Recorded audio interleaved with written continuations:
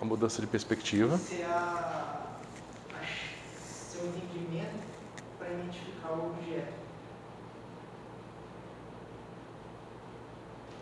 Eu não sei como é que perguntar isso, mas tipo, para mim a perspectiva é só um jeito de ver, tipo, não um jeito de definir.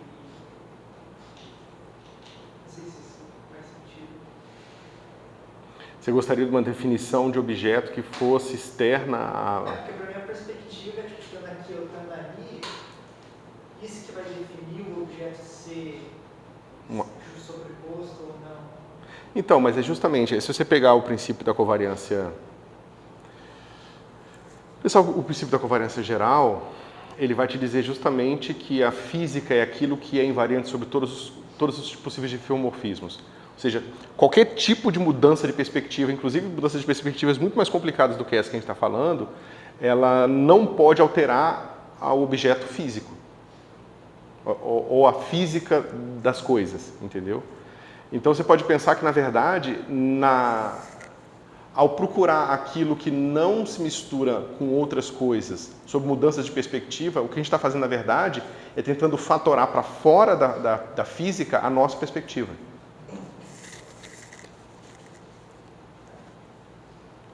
Não sei se melhorou ou piorou. Não, deu uma melhorada.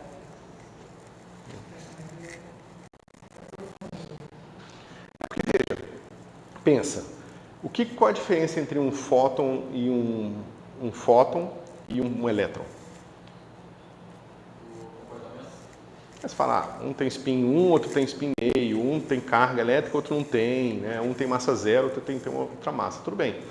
Mas isso é uma questão de dinâmica, certo? E se eu quisesse, digamos que eu tivesse uma foto e na foto eu tivesse um próton e um elétron, como é que eu diferenciaria eles? Uma foto, ou seja, o tempo não vai passar. Não tem tempo de interagir eletromagneticamente, então eu não posso detectar carga. Eu não sei se eles vão dar a velocidade da luz ou não, então eu não sei se tem massa, então, né, não vai interagir, então a massa também não vai ser importante. Eu só tenho uma foto dos dois. Como é que eu sei? Não, claro, nem existe fóton. Mas assim, imagina que você tem uma representação perfeita de um estado instantâneo contendo um próton e um elétron. Como é que você distingue? Como é que você fala que tem duas coisas e não só uma, entendeu? Se você escrever, então, essa representação como se fosse uma coisa matemática, você fala assim, ó, esse pedacinho aqui com duas componentes me dá o elétron e esse pedacinho com 3 componentes me dá o fóton. Tá certo?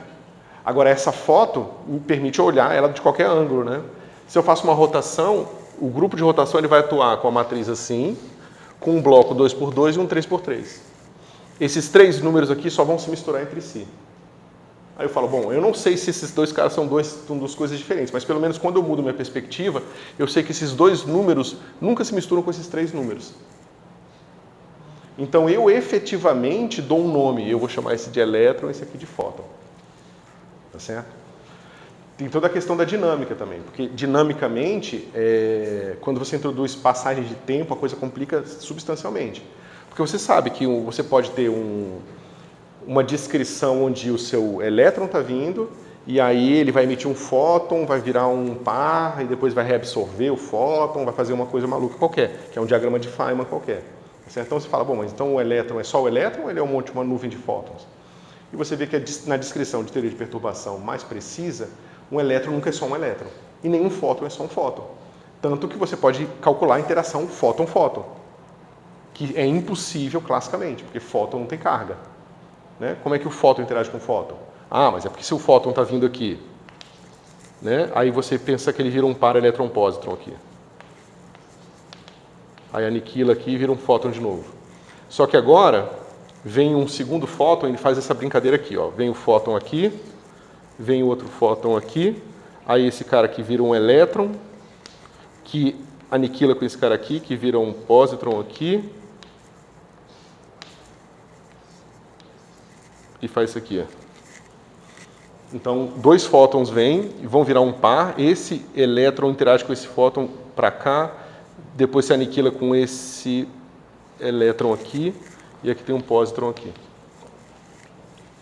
Isso aqui é um diagrama que acontece, você pode medir. Ele vai ser da ordem de alfa, né, constante de de estrutura fina a quarta. Então ele vai ter probabilidade pequena, mas você pode medir no laboratório. Aí vocês perguntam, então um fóton é um fóton? Porque se às vezes ele tem elétron no meio, como é que ele é fóton? Elétron não só elétron, tem elétron e pósitron no meio. Entendeu? Aquilo ali é um artifício, essa descrição aqui é um artifício da teoria de perturbação. Né? Mas na prática o que a física está te dizendo é que quando o tempo passa, essas componentes se misturam também. Com regras muito específicas. Tá? Mas elas se misturam também. Mas aí já é a hamiltoniana evoluindo no tempo, é o propagador e não uma rotação. No ponto de vista da foto instantânea, se mantém a conclusão de que aparentemente são duas coisas diferentes. Mas dinamicamente já fica um pouco estranho. E na verdade, se você pegar a Lagrangiana do modelo padrão, aquele monstrengo lá, você vai ver que quase nada é independente do resto. Certo? Exceto por certas regras de seleção que impedem certas evoluções de acontecerem, praticamente todo o modelo padrão é uma coisa só, é um campo gigante cheio de estruturas estranhas lá dentro dele. Então essa separação elétron, próton, essas coisas todas, de certa forma, é até um pouco artificial. Né? Ou seja, se você está numa temperatura altíssima, você está num plasma de quarks e gluons, né? Praticamente todo o modelo padrão está ali acontecendo o tempo todo. Então, e aí, existe o elétron? Não sei, a cada instante ele vira 1000 outras coisas, então talvez nem faça mais sentido, entendeu? Independente do tempo, nada disso é válido. Não é que não é válido. Isso aqui continua válido, mas se você pensar no que nós usamos para classificar o que é diferente do que, se nós levássemos em consideração também a passagem do tempo, essa classificação seria bastante mais complicada. Vai ter uma correção? Não é uma correção. É que você teria que considerar agora esses caras aqui usando outros fatores, não ser só essas componentes aqui, entendeu? Você pode falar, mas espera um pouquinho, mas mesmo quando o tempo passa, esse cara continua sem... Essas componentes aqui nunca vão ter carga elétrica e essa aqui sempre vai ter carga elétrica. Então, mas aí fica mais complicado, entendeu? Porque outras coisas acontecem. Não. Vocês podem ver isso num curso de teoria de campos, mas seria um curso de pós, mas tem uma aplicação de diagramas assim para teoria de perturbação muito bonita em mecânica estatística também. Então, às vezes, no curso de mecânica estatística o professor pode dar. Não sei se aqui o pessoal dá esse tipo de conta. Mas, pessoal, a gente vai ver teoria de perturbação dependente e independente do tempo, e eu posso mostrar um pouco como que a gente poderia aplicar diagramas de Feynman nesse contexto, porque é a mesma coisa, tá? É só uma maneira de organizar uma série. Você tem uma série complicada, com vários termos, e você organiza essa série em termos de desenho, porque a gente lida melhor com desenho do que com o somatório puro, né? É só isso.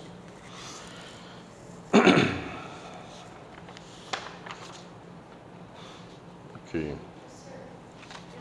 Eu resumi rapidinho, o que a gente está fazendo aqui a gente está vendo matriz, né? J tem que ser igual a J'.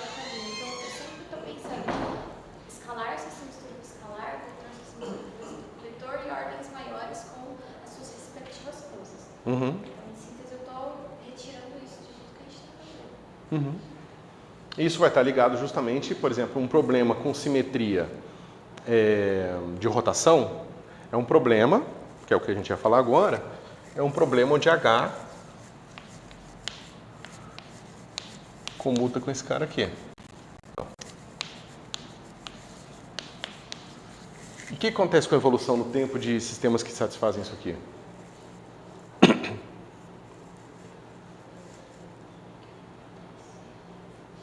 É fácil ver se isso é verdade, então é fácil ver que isso aqui também é verdade. Mas se esses dois são verdade, significa que H comuta com JZ e H comuta com J quadrado. Certo? Bom, se esses dois caras comutam, significa que se eu começo num certo estado com um autovetor, que são autovetores j ao quadrado bem definido, eu posso evoluir no tempo tanto que eu quiser, que aquele autoestado não muda, né? Ou seja, eu posso aplicar aqui o meu propagador no tempo, né? É uma exponencial de h, eu aplico nesse cara aqui, digamos que eu explico no Jm, tá certo? E se eu calcular agora, por exemplo, o j ao quadrado desse cara aqui, eu sei que esses dois caras comutam, porque esse aqui é exponencial da newtoniana, então isso aqui vai me dar h cortado ao quadrado, j vezes j mais 1, Jm. Mas está dizendo para mim que se eu tenho um certo alto valor de momento angular inicial, aquele alto valor de momento angular se mantém depois. Ou seja, o momento angular é conservado. Certo? É a conservação de sempre. Ou seja, aquela conservação clássica a gente vê quanticamente assim. O operador comuta com a newtoniana, portanto comuta com o propagador, e se comuta com o propagador significa que um certo alto valor inicial é conservado até o fim. Tá certo? Então você vê que se você tem uma interação qualquer descrita por essa newtoniana, então essa newtoniana nunca vai alterar o momento angular total do sistema. Então se o momento angular total do sistema está descrito como momento angular de duas partículas somadas, por exemplo, que é o que a gente vai ver, que é um outro capítulo um pouco mais técnico, que é o capítulo de adição de momento angular, o momento angular total nunca vai mudar. Tá certo? Mas uma partícula pode ceder momento angular para outra e vice-versa.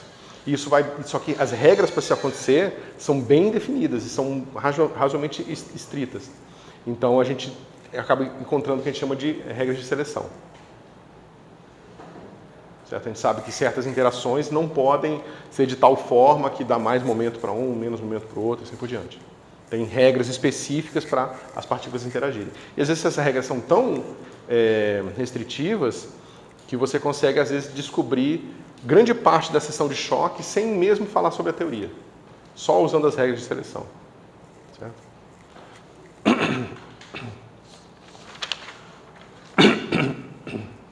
E, pessoal, o mesmo vale se eu fizer o seguinte. E se eu agora calcular a minha energia num estado girado aqui?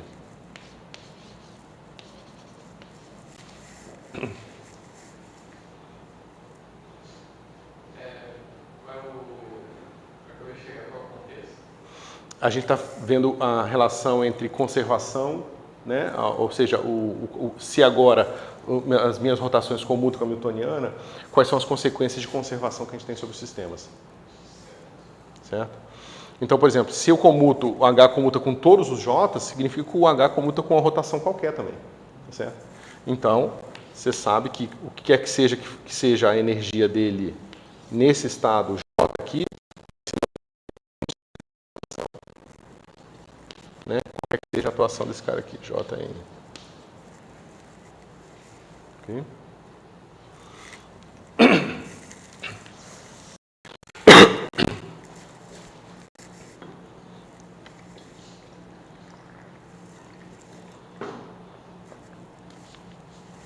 Vamos ver um pouco de relação disso que a gente estava vendo em relação às bases coordenadas, tá, pessoal? Que eu acho que dá mais uma intuição sobre o que está acontecendo. Então, a gente descobriu o quê? Vamos voltar para o L, porque agora a gente quer base coordenada. Então, em base coordenada, a nossa rotação é o momento angular orbital. Só tem autovalores inteiros, por causa da questão da continuidade, tá certo? Então, a gente sabe o que vai acontecer quando atuar o operador de escada que sobe no estado LL, né? O que vai dar isso aqui, pessoal? Se eu estou no meu L, que é o momento angular total, e o meu M é igual a L, ou seja, eu estou com o momento angular todo na direção Z. Aí eu aplico o operador de escada para aumentar ainda mais meu alto valor de LZ. Quanto é que dá aquilo ali? Dá L mais H? Seria L mais H, mas eu não quero que esse estado exista. Lembra? Então isso aqui dá zero. Foi assim que a gente impôs. Lembra que a gente encontrou aquele C, mais ou menos? Se você pegar aquele C e colocar aqui, você vai ver que dá zero. Certo?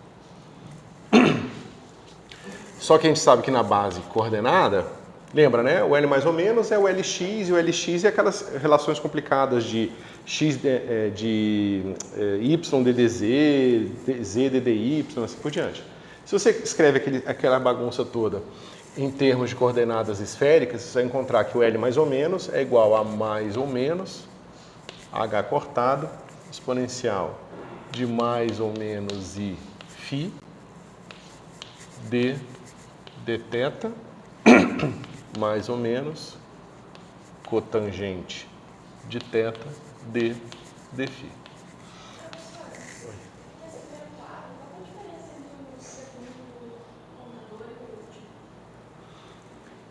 Não, é porque aqui eu estava fazendo só a ordem lógica, né? Essa aqui é em posição original, ou seja, a sua hamiltoniana é invariante sobre qualquer rotação.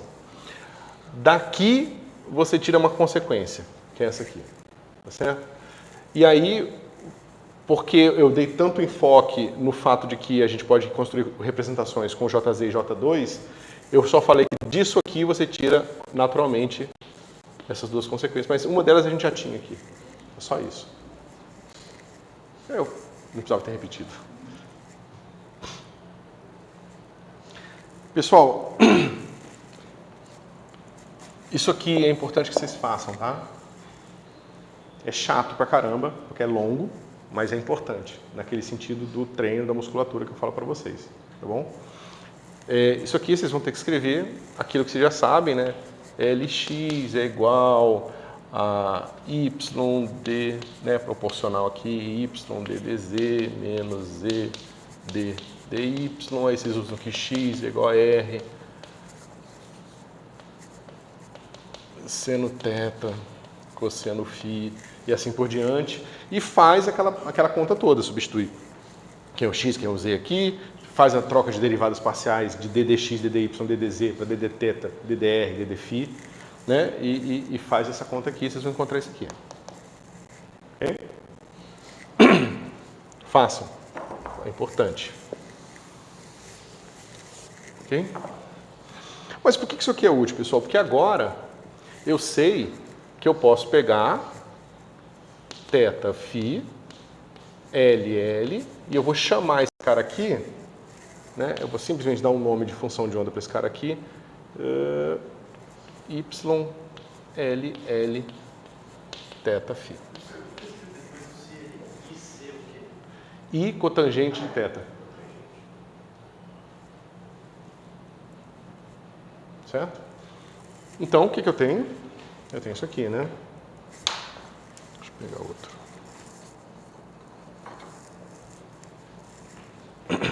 Eu tenho aqui ddθ mais I cotangente de θ ddφ aplicado a YLL θ φ é igual a zero.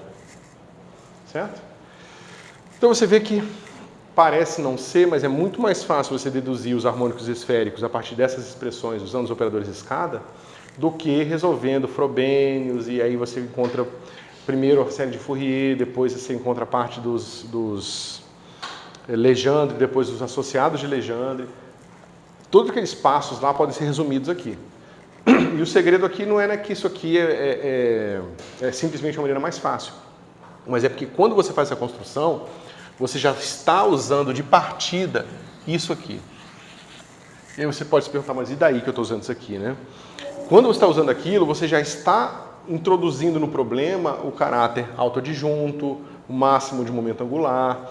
Então, todas essas características dos operadores, que quando a gente resolve método de Frobenius e separação de variáveis, precisam ser impostas depois, já estão colocadas de partida.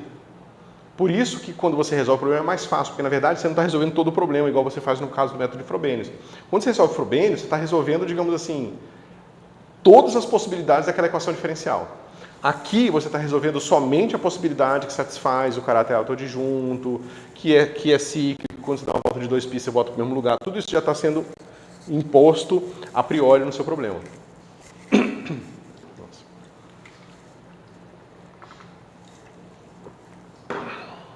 Ok. Desculpa, pessoal, estou usando Y, mas é psi, tá? Já vou entender por quê. Então, o que a gente faz aqui é o seguinte.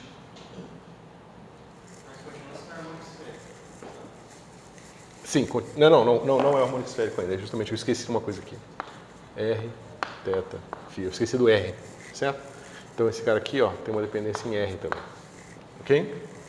Só que aí você vê, esse operador aqui, ele não diz nada sobre R, certo? Como ele não diz nada sobre R, você separa, você fala o seguinte, ó, eu tenho o meu psi LL de R teta φ é igual a U LL de R e teta, tá certo? E exponencial de I L φ. Né? Deixa eu ver se está certo. Isso.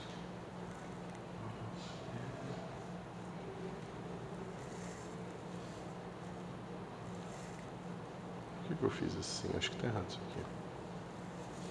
Né? Porque eu estou resolvendo essa.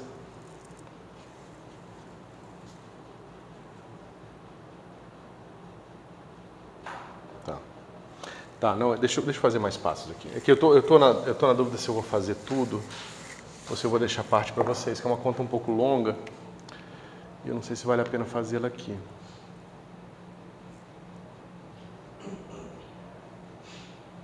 Tá, qual é o ponto da conta, tá? Você quer resolver essa equação diferencial, uma equação diferencial parcial, mas ela é de primeira ordem, então ela é mais fácil de resolver. Equações diferenciais parciais, elas têm poucos métodos. O mais razoável aqui é você fazer o método de separação de variáveis, certo? Então, parece ser o mais simples. Principalmente porque você vê que a dependência em φ é muito simples aqui, certo? Então, o que você faz? Você vai separar essa equação aqui e você separa um pedaço que só depende de φ e um pedaço que depende de r θ. Por mais que aqui não tenha r nenhum, a gente vai fazer isso, né? A gente vai dizer que tem um pedaço aqui, LL de R, θ e φ. Aí você fala que esse cara aqui vai ser um certo U, L, L de R e θ, tá certo? E eu tenho aqui um φ maiúsculo L de φ, certo? Se eu substituir esse negócio aqui, o que eu tenho? Esse símbolo é só um nome para o produto das funções. É só aquela questão de separação de variáveis, é um pedaço e outro, só isso, certo? Beleza. Bom, se eu faço aquela mesma brincadeira, tá, pessoal? Eu substituo esse cara aqui e depois divido minha expressão inteira por essa mesma função psi, certo?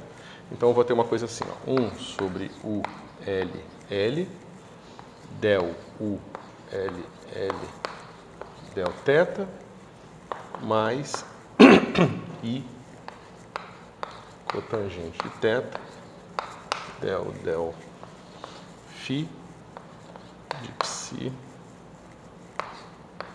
de φ maiúsculo igual a zero. Certo?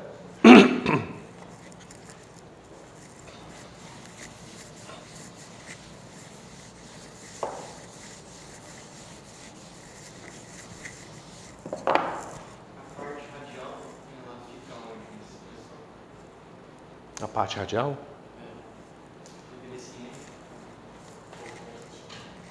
A parte radial está aqui no U, certo? Eu separei só o cara de φ aqui. Mas para resolver o negócio, a parte de φ, a gente pode, como eu falei para vocês, usar estruturas já conhecidas. A gente sabe que LZ atuando em LL vai ser igual a H cortado L. LL. Todo mundo lembra disso, né? Esse cara aqui é autovetor do operador LZ e do L2, do L2 com L vezes L, H cortado L vezes L mais 1, e do LZ, H cortado L, ou M, no caso, em geral, certo? Mas esse cara aqui quem é? Uma dúvida aqui nessa expressão, a gente tem na parte de φ uma dependência de cotangente de θ ainda. Uhum. Isso está completamente separado. Não está separado ainda porque eu teria que dividir por isso, né? Eu teria que multiplicar toda a expressão por tangente de θ. Aí sim, eu tenho um pedaço que só depende de φ e um pedaço que só depende de θ e de R. A gente quer fazer isso ou a gente não quer fazer? A gente vai fazer isso. Mas antes, porque a gente poderia fazer isso e resolver essa equação aqui, certo? Só que, na verdade, a gente nem precisa resolver essa equação, porque eu vou mostrar para vocês ali que ela já sai direto da equação de autovalores para LZ, certo? Então, esse cara aqui é menos I H cortado de φ. Vocês lembram disso? Eu pedi para vocês demonstrarem isso. Pessoal, inclusive, em relação à questão de ponto na prova, essas contas que eu estou pedindo ao longo desse capítulo principalmente, que eu pedi para demonstrar isso aqui, agora aquele operador ali, talvez eu peça no futuro para vocês entregarem isso aí pronto, escrito à mão, bonitinho, com todos os passos, que aí eu dou uns pontos extras também, tá bom? Como falei para vocês, o que eu puder fazer para forçar vocês a se exercitarem, eu vou fazer. Então veja, aqui é a tua psi, mas eu já vou escrever direto como sendo L, L e Φ maiúsculo, certo? É igual a H cortado, L, U, L, L, Φ. Certo? Mas por definição, esse Φ aqui não depende de Φ, então ele aparece dos dois lados, eu tiro ele daqui. E falta resolver esse cara aqui, o H cortado vai embora também, tá certo? Isso aqui diz o que pra gente? Né? Que Φ é igual a exponencial de IL Φzinho, minúsculo. Certo? Ou proporcional a, né? Mas como a gente ainda tem o outro pedaço lá, eu vou deixar igual. Alguma dúvida?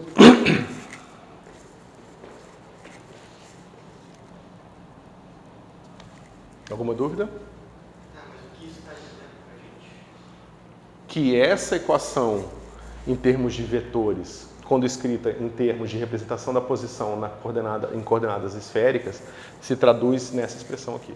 Ou seja, esses caras aqui são parte das componentes dos autovetores do momento angular LZ na base da posição escrita em coordenadas esféricas. Ok.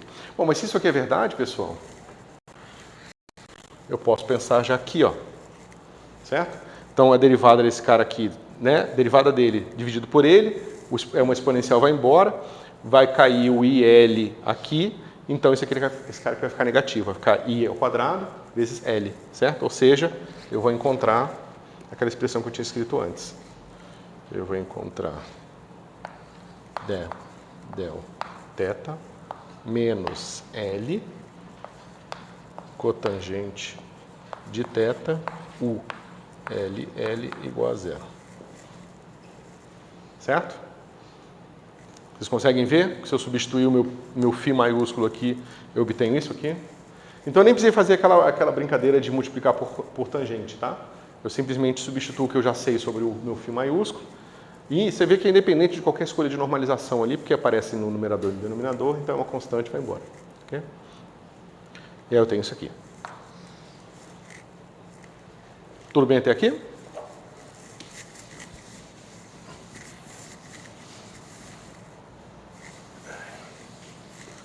fazer um negócio meio não linear aqui, né, pessoal? Foi mal.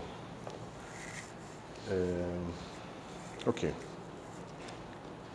E como é que fica a solução daquilo lá?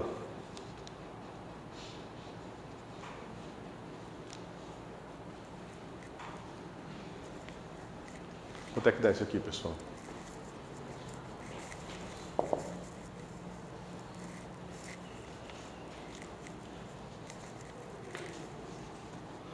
O que cotangente é? Como é que eu posso escrever cotangente aqui? Em termos de senos e cossenos.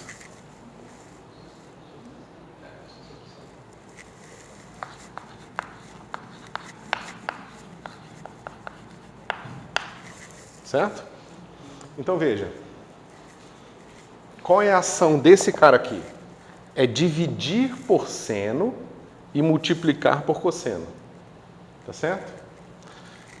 Então, tá vendo? Eu tenho que o operador diferencial vai ser igual a multiplicar por L, dividir por seno e multiplicar por cosseno.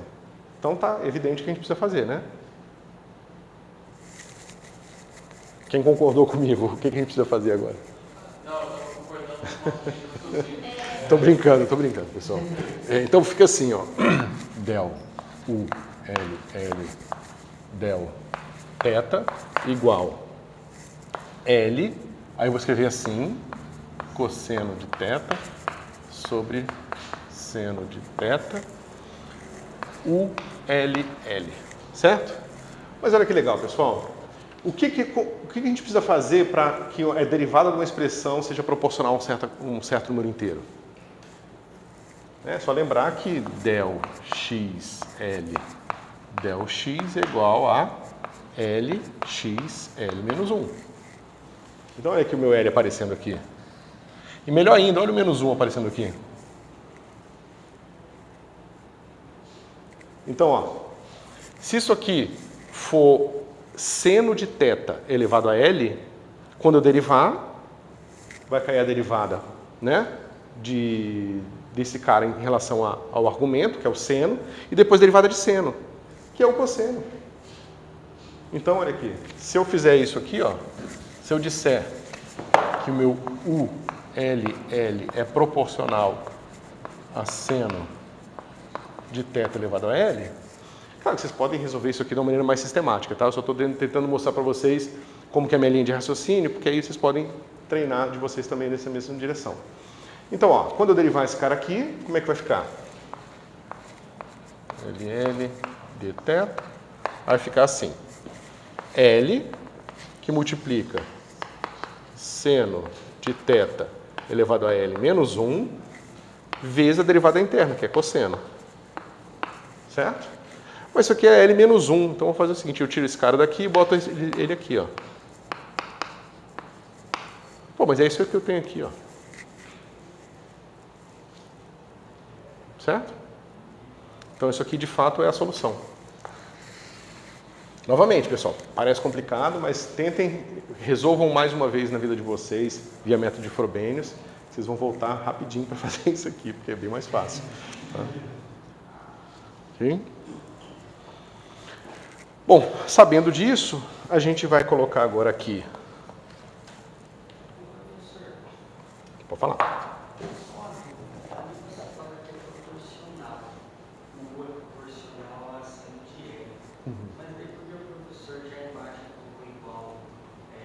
Não, está errado. Não, deveria ser proporcional. Certo? Porque ainda tem uma questão de normalização aqui, que eu posso multiplicar, ou seja, eu posso botar um número qualquer aqui. Eu poderia ter escrito assim, R de R, porque ainda tem a dependência radial, né? Então a constante aqui, na verdade, é uma função de R qualquer, que é o que eu vou fazer agora. Certo? Não entendi. Esse passo vai ser integrou, mas não. Daqui para cá? Derivei. É só calcular a derivada de dθ dos dois lados. Tem, ó, o seno veio para cá. Ó. Lembra, eu botei o menos 1 aqui. Eu falei, opa, mas deixa eu tirar o menos 1 daqui e botar o seno aqui. Certo? Aí você poderia se preocupar, mas espera um pouquinho, professor, eu não posso fazer isso sempre. Porque se o meu L for 0, aquilo dá 0. Então o seno embaixo não dá a coisa certa. Mas aí esse L resolve o seu problema aqui. Ó. Certo? Aí dá 0 de qualquer forma. Mas tem que tomar cuidado com isso também. Bom, tá. Então, pessoal, o que acontece é o seguinte, a gente encontrou que o nosso psi, LL, ele é proporcional a isso aqui, ó. Seno de θ elevado a L exponencial de I, L, φ. Certo?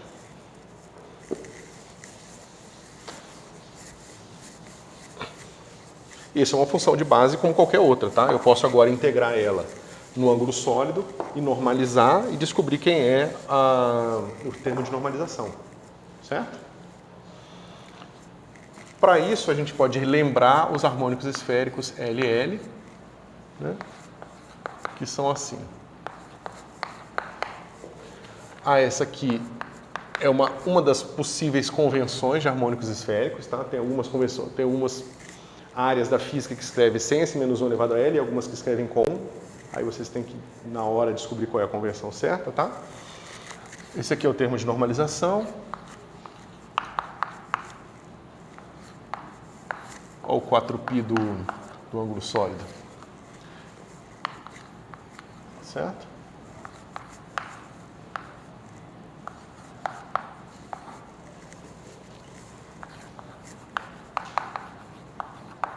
E aí, finalmente, chega o que a gente encontrou. Tá certo? Isso aqui tudo é normalização, tá, pessoal? Isso aqui é tudo o proporcional ali, tá? O que a gente encontrou, o que importa é isso aqui. Ou seja, o que importa no sentido de que se você pega essa expressão e normaliza ela, você descobre esses números aqui, exceto pela fase, que é uma imposição de convenção. Ok? Ok. Ou seja, a sua função de onda psi, de R, θ, φ, ela pode ser escrita como uma função R de R vezes Y, L, L, de θ e φ. Certo? Por que acrescentar essa fase? É convenção, cara. Tanto que tem duas, né? Infelizmente tem duas. Na hora que você vai normalizar alguma coisa, você encontra assim, integral do y LL de θ φ módulo quadrado de ângulo sólido aqui, que nada mais é do que o nosso dθ seno de θ d φ. Certo? Aí você integra esse cara aqui de 0 a π, o outro de 0 a 2π, e aí você integra esse negócio aqui e vai encontrar um número. Que, digamos que você não tenha normalizado ainda, você não tenha encontrado esse número aqui. Mas se você não vai encontrar esse número, você vai encontrar o módulo dele ao quadrado. Você vai encontrar um certo n ao quadrado. Aí você tira a raiz, por isso que tem essa raiz aqui, né? Você tira a raiz, organiza aqui o que está acontecendo, só que aí você, na hora de tirar a raiz, você ainda encontra só o módulo de n. Tá certo? E esse módulo de n pode depender ainda de L no caso. Certo? Aí vocês fazem uma escolha de convenção. Não, eu quero que esse módulo seja positivo. Não, eu quero que esse módulo seja negativo quando L for negativo. Tanto faz. Certo? É só uma escolha de fase. Ela não tem nenhum efeito físico no problema. Mas uma vez que você fez uma escolha, você se mantém a ela, entendeu? Eu achei que essa escolha poderia implicar em algo na função de onda depois. Não, ela permanece em tudo que você está fazendo desde então. Mas contanto que você a mantenha consistentemente, ela não tem nenhum efeito físico. Certo? É a mesma coisa da origem no sistema de coordenadas. Se você bota a origem ali e faz toda a sua conta em relação àquela origem, está tudo certo. Agora, se você mudou a origem sem querer, você errou a conta. É a mesma coisa aqui. Certo? Ok. Essas continhas aqui parecem ser complicadas, mas não são não, tá, pessoal? Dá para fazer numa boa. A integral desses senos elevado a uma potência inteira qualquer. Ok? Ok. Bom, e o que a gente pode fazer? Porque a gente não quer isso, né? A gente, na verdade, quer o psi L, M, para um M menor que L. Como é que a gente vai fazer isso? Aplicando o L menos. Certo? Agora a gente pode. Para cima não vai, mas a gente pode descer. Ok? Então a gente aplica o L menos, né? Que vai dar para a gente, nessa representação é d θ mais I menos I cotangente de θ d φ. Certo? E como é que vai ficar?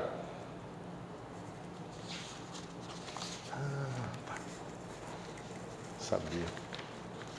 Eu estou lembrando, nossa, eu tinha feito mais conta. Eu tinha, mas eu separei.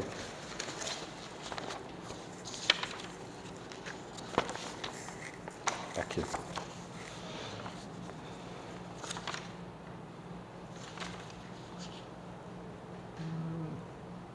Nossa, eu fiz tudo. Eu acho que não vale a pena fazer não, pessoal. Eu acho que posso passar também como exercício, tá? Eu fiz, inclusive, a dedução da normalização, só que eu acho que a gente não tem tempo para isso. Então, eu vou fazer o seguinte, eu vou pedir para os monitores digitalizarem isso aqui, para vocês fazerem, tá ok? Porque basicamente vocês vão aplicar esse operador aqui, L2L mais, 2L mais uma vezes aqui, para encontrar todos os outros LM aqui, certo? Isso aqui pessoal, eu não estou dando tanta ênfase, porque a gente já viu isso aqui no átomo de hidrogênio, vocês já viram em física matemática. Isso aqui nada mais são do que os harmônicos esféricos, tá? Eu só estou mostrando uma maneira diferente de obtê-los a partir desses operadores de escadas, daquilo que a gente já tinha feito, porque aí vocês já podem fazer conexão direto na cabeça de vocês, né? Vocês podem relacionar agora os YLM, tá certo? Com a representação LM. Certo? E por que isso é importante, pessoal? Porque vocês acabaram de ver que o grupo de rotação ele atua de forma que esse cara sempre se preserva e esse sempre se mistura. A gente viu que os blocos dependem só do J, lembra? Mas nesse contexto o J é o L. A diferença é que o L só pode ser inteiro e o J pode ser semi-inteiro também. Mas significa que se você pega um harmônico esférico, L, M, de θ e φ, e você faz uma rotação nele, digamos que faça uma rotação simples assim.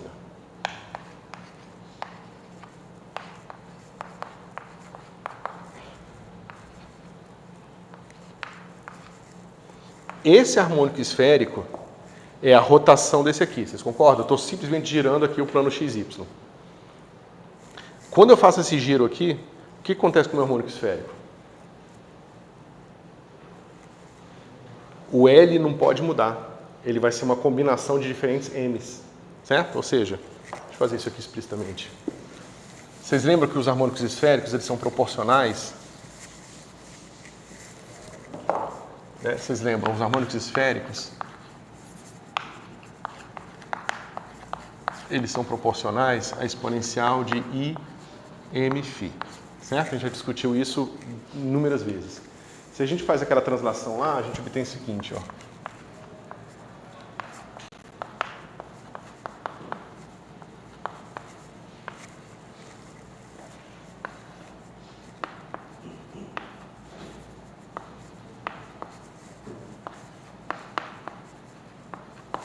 Certo? Eu só separei já em dois pedacinhos. Ou seja, isso aqui é igual à exponencial de IM delta φ e o próprio harmônico esférico que eu tinha antes.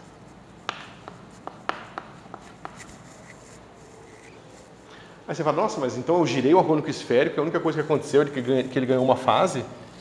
Isso. É exatamente isso que aconteceu. Mas se você pensar que exponencial de menos I delta φ LZ atuando em LM, dá quanto? A gente construiu a base como uma base de autovetores de LZ. Tá certo? Mais. Espera aí. A gente construiu a base assim. Esse cara aqui é a base de autovetores desse cara aqui. Então a gente já sabia que de partida isso aqui ia ser igual a exponencial de I delta φ sobre H cortado e aqui o alto valor, que é H cortado M. Corta o H cortado, sobra esse cara aqui.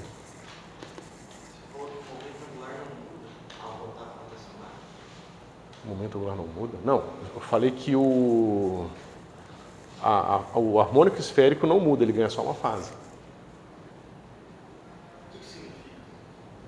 Que a função é a mesma, só tem a única diferença entre ela antes de girar e ela depois de girar é uma fase.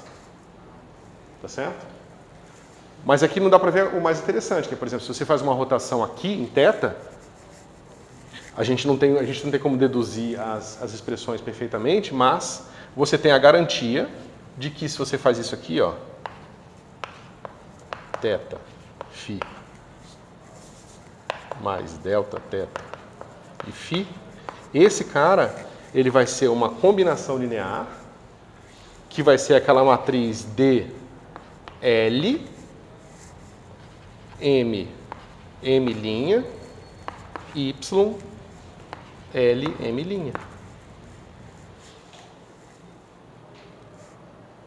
Se você gira o seu... O que é que seja que você esteja pensando do ponto de vista de projeção esférica, se você gira aqui no θ, você sabe que o harmônico esférico L só se mistura com outros harmônicos esféricos L. E que a matriz que vai dar a rotação aqui é essa aqui. Então, eu estou querendo mostrar para vocês que essas duas coisas são a mesma. toda essa conta complicada que você faz, né, harmônicos esféricos, somatório, fatorial, todas essas coisas aqui, podem ser, como é que se diz, encaradas diretamente nesse formato, nesse formalismo. Você pega o seu θ aqui, manda no θ mais delta θ, vê o que acontece, vai ser uma conta bem complicada. Ou você pode simplesmente deduzir essas matrizes D, usando aqueles operadores escadas e aqueles C+, e o C-. Porque está tudo aqui já. Não é simples, mas está tudo aqui. Ok? Ok. Tá? Isso aqui eu vou fazer como eu falei para vocês. Isso aqui é muito longo.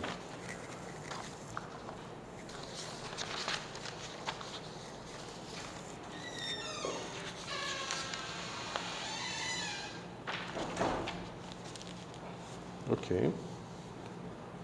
Isso a gente já discutiu. Tá? Outra coisa importante aqui é ver como que a gente pode relacionar essa brincadeira da decomposição esférica com probabilidades, tá? É outro aspecto importante.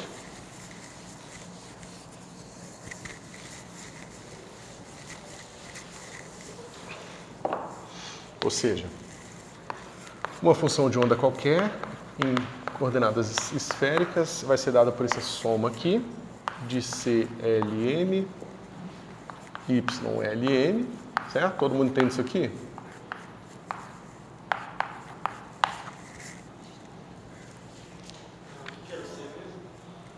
C é só o nome que eu estou dando para a parte de função de onda da representação radial, certo? Ou seja, quem é o CLM em termos de probabilidade? É a integral do YLM.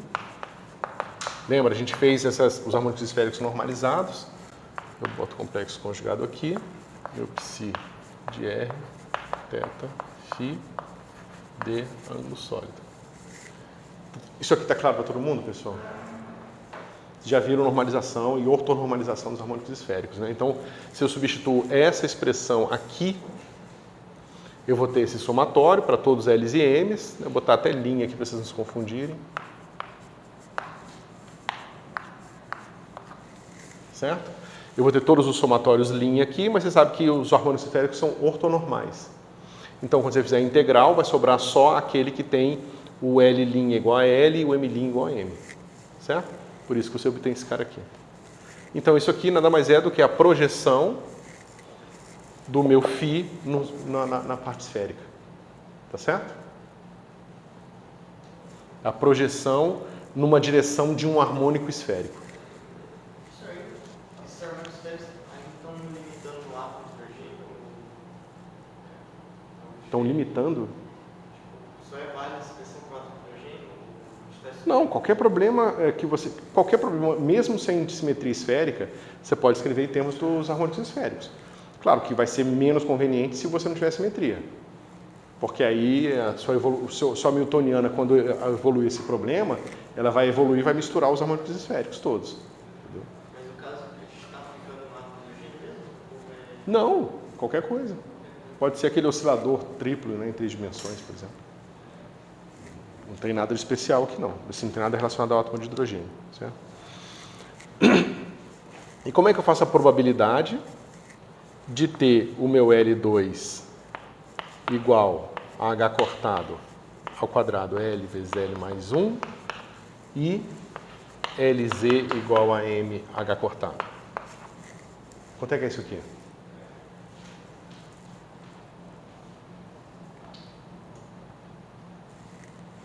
Né? Isso aqui é módulo quadrado, um R qualquer, que eu não sei qual é, mas eu sei que o meu momento angular total é L e o meu momento angular na direção Z é M. Tá certo? Isso aqui pode ser um pouco confuso para vocês, mas vocês podem fazer. Certo? Bom, quanto é que dá isso aqui? Não. Fica assim.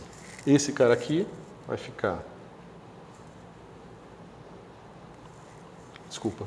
Aqui eu tenho essa soma aqui para qualquer R, né? Então isso aqui é de 0 a infinito, dr. R2dr.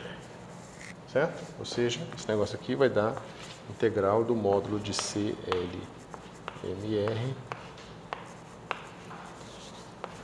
R2dr.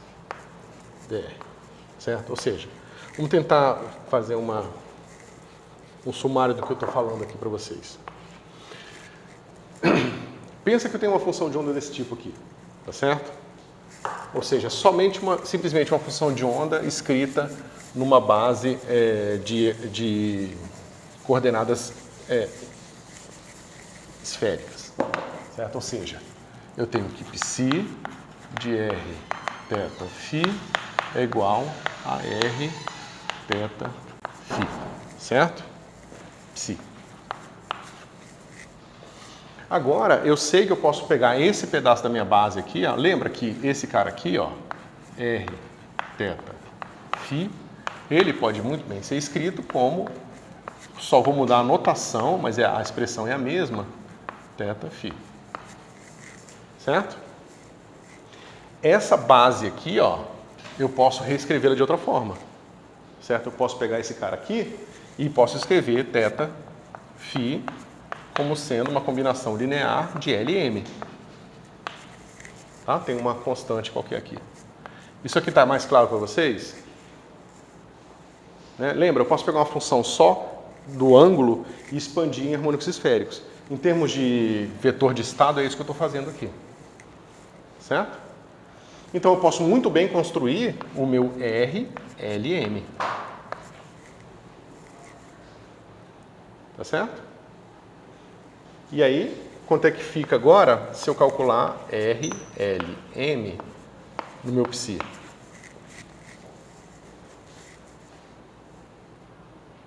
Eu só estou tentando desempacotar isso aqui, que eu acho que está ficando um pouco confuso. Então, isso aqui vai ficar assim, ó. R, L, M. Aí aqui eu vou botar uma identidade.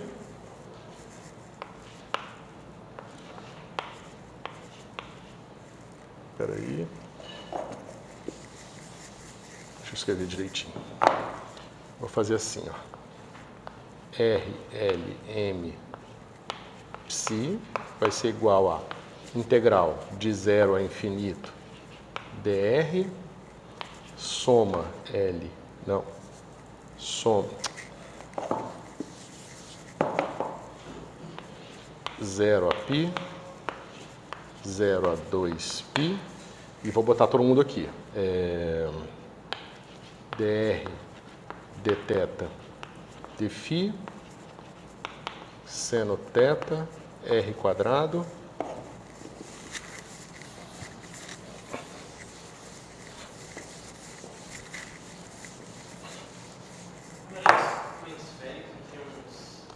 eu só estou botando o D3x escrito em coordenadas esféricas aqui, que é essa projeção que eu estou colocando aqui no meio, tá? Ou seja, vai ficar assim.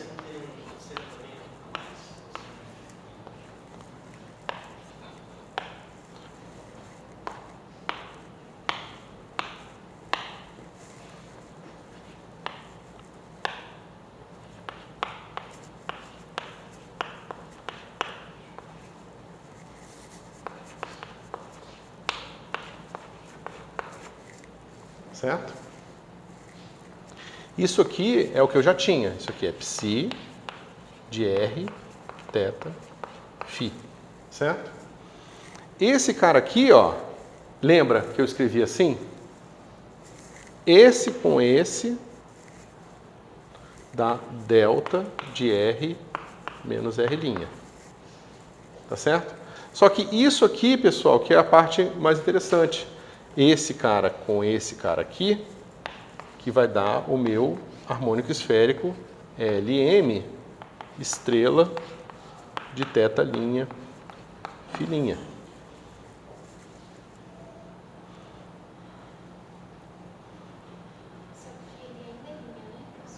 Oi? Esse φ aí É linha. Tem linha? Tem. Todo mundo tem linha, porque eu botei linha por alguma razão, não precisava. É porque eu não quis botar linha no R e não botar linha no θ e no φ. Mas o θ e o φ não aparecem duas vezes, então não precisaria ter linha, tá? Mas é linha em todo mundo. Porque está errado aqui.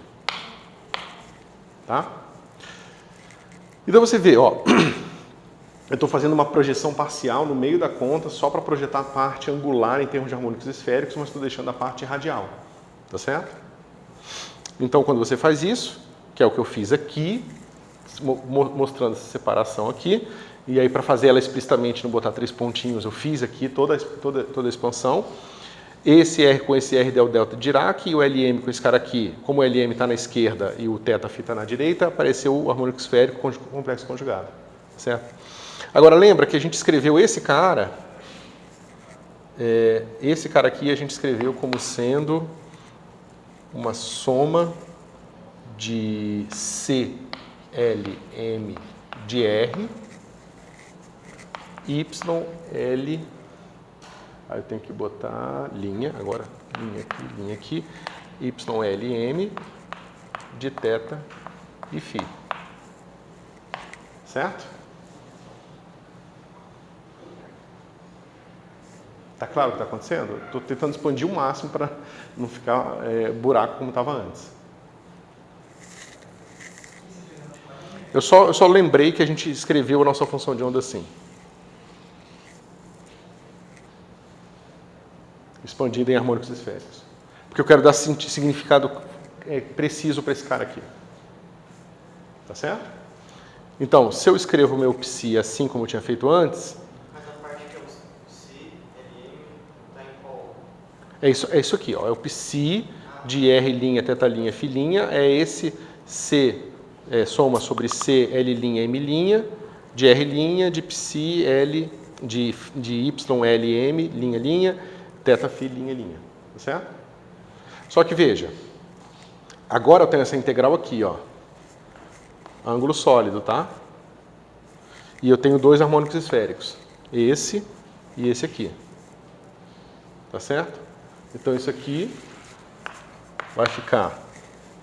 Esse cara aqui, junto com aquele, dá a integral nesse pedacinho aqui, dá o delta de L, L', M, M', que vai matar esse somatório aqui. Tá certo? Esse cara aqui vai transformar todo o R em R', tá certo? Isso aqui vai ficar assim, R quadrado, né? C, L, M de R. Deixa eu ver. Acho que eu não esqueci ninguém, né? Não. Certo? Então é assim que você interpreta, ou seja, isso aqui é igual àquela conta lá, isso aqui, ó. Essa projeção que eu mantenho a coordenada R fixa como coordenada ainda, mas a parte angular eu vou de θ, φ para LM. Tá certo? Então isso aqui é a densidade, né? Isso aqui, o módulo disso aqui é o quadrado. Peraí, tem algum problema aqui. Não,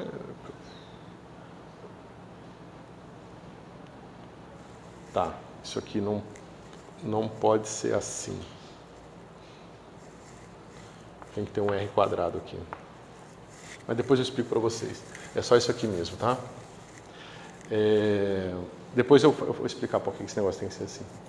Então, esse cara aqui é a densidade de probabilidade de você encontrar sua função de onda num estado de momento angular total L, num estado de momento angular na direção Z, M, e na posição R. Certo? É assim que você interpreta esses coeficientes da expansão aqui.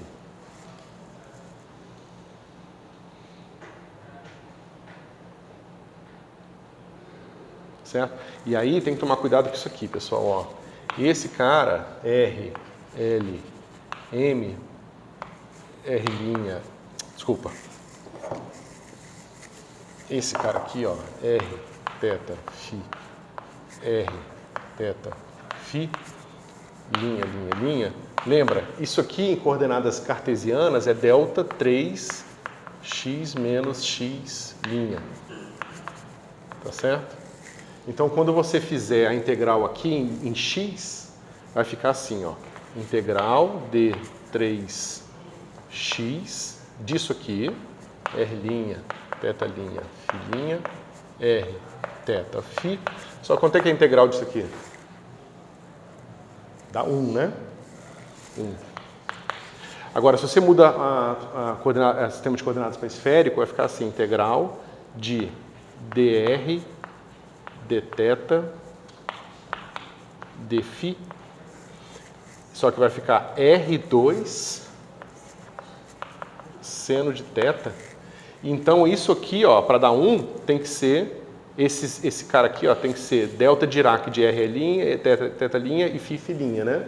Só que tem que ter esse termo aqui também, porque senão não dá 1. Tá certo? Então, por isso que tem que ter aquele R ali embaixo, tá certo? Só que tem que ser delta, né? Esse cara aqui tem que ser delta de R', dividido por R2 e assim por diante. Tá certo?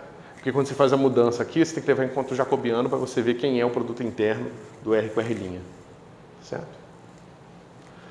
Ok.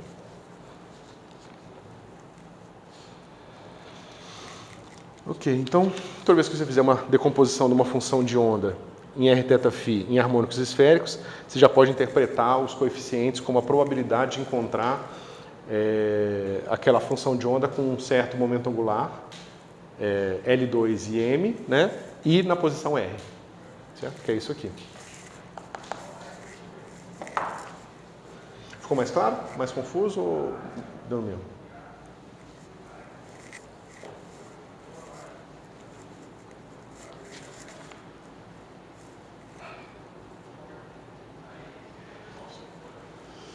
Ok, então a gente está se aproximando do final, deixa eu ver o que a gente planeja aqui.